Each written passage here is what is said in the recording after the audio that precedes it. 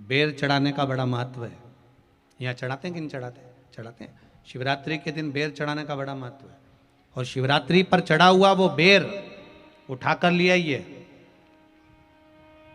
और उस बेर को उठाकर रख लीजिए। मान लो किसी को उदर से जुड़ी हुई जब तकलीफ रहती है, पेट से जुड़ी हुई तकलीफ रहती है, पेट से जुड़ी हुई कोई भी प्रॉब्लम हो, अगर पेट से जुड़ा हुआ कोई भी रोग आपको लग गया और डॉक्टर की दवाई चल रही है, सारी औषधि चल रही है, जो शिवरात्रि पर आपने बेर चढ़ाया है वो बेर अगर आपके यहां रखा हुआ है, वो बेर उस रोग वाले व्यक्ति को खिला दीजिए। आधे घंटे के अंदर पेट का दर्द, पेट की तकलीफ, पेट का कैसा भी रोग होगा एकदम आराम लग जाएगा। उस बेर में इतना दम, इतना प्रबलता आ जाती है। शंकर को जो शिवरात्रि के दिन बेर चढ़ाया जाता है।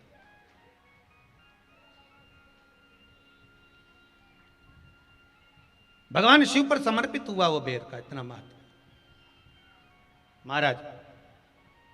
और जो देवता को उठाने के लिए बोर समर्पित करा जाता है, बेर भाजी आंवला उठो देव सांवरा, उसमें शंकर जी का भाव है, क्योंकि शिव जी का दर्शन भगवान नारायण उठते से ही करना चाहते हैं। सबसे पहले नेत्र खुले और मेरा शिव का दर्शन हुआ। बेर का भाव ही शिव का दर्शन का भाव।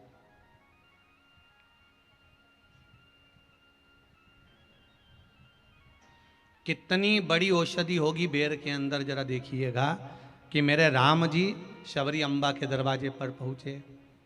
आप लोग भजन में लेते रहते हो, शबरी संवारे रास्ता आएंगे राम जी, मेरा भी धन्य जीवन बनाएंगे राम जी।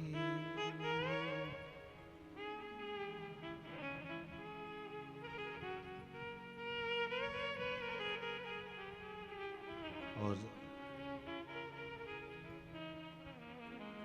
बागों से चुन चुन के वो लेकर आई बेर की टोकरी लाई। खट्टे हो चाहे मीठे हो पाएंगे राम जी, मेरा भी धन्य जीवन बनाएंगे राम जी। शबरी ने राम जी को बेर दिए, राम जी ने बेर खाया, प्रेम से खाया। याद आया पीछे लक्ष्मण खड़ा है, राम जी ने लक्ष्मण को बेर दिए, ले लक्ष्मण ये बेर खा ले। लक्ष्मण जी ने बेर लिए। लक्ष्मण जी ने बेर को देखा तो वो शबरी अम्बा अपने मुंह से झूठा करके दे रही है। लक्ष्मण जी ने बेर लिया, पास में रख लिया, फिर लिया, फिर रख लिया। शबरी जी राम जी को बेर दे, राम जी लक्ष्मण जी को बेर दे, लक्ष्मण जी वो बेर लेके पीछे फेंकते जाए। उठाए फेंका, उठाया फेंका, उठाया फेंका। अब कोई लक्ष्मण साधारण है? जब भगवान राम विष्णु हैं, लक्ष्मण शेषनाग हैं। शेषनाग अगर कोई चीज फेंकेगा तो क्या पास में फेंकेगी? उठाया फेंका, कोसों दूर जाकर गिरा। और वो बेर कब काम आया? जब लक्ष्मण जी को शक्ति लगी, बाण लगा, लक्ष्मण जी मूर्छा होकर जमीन पर पड़े। सुषेण वेद को बुलाया और वेद से बुलाकर पूछा कि लक्ष्मण कैसे उठेगा? तो कहा संजीवनी लेकर आओ।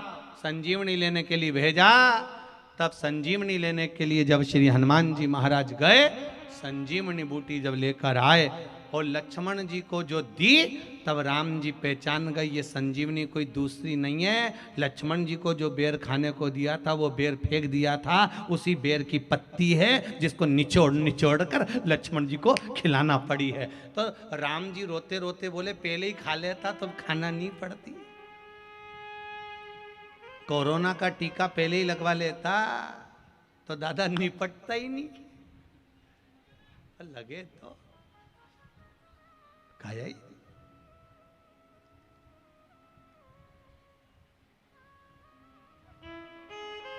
यहां तो सीधी सीधी बात है ना। कहा पोलियो की दवाई जन्म लिए बच्चे से लेकर 5 वर्ष तक के बच्चे को पोलियो की दवाई पिलाई जाएगी। पोलियो की दवाई पियो तो हाथ पैर से विकलांग नहीं होगे। बोलो, बोलते कि नहीं बोलते? पियो विकलांग नहीं होगे।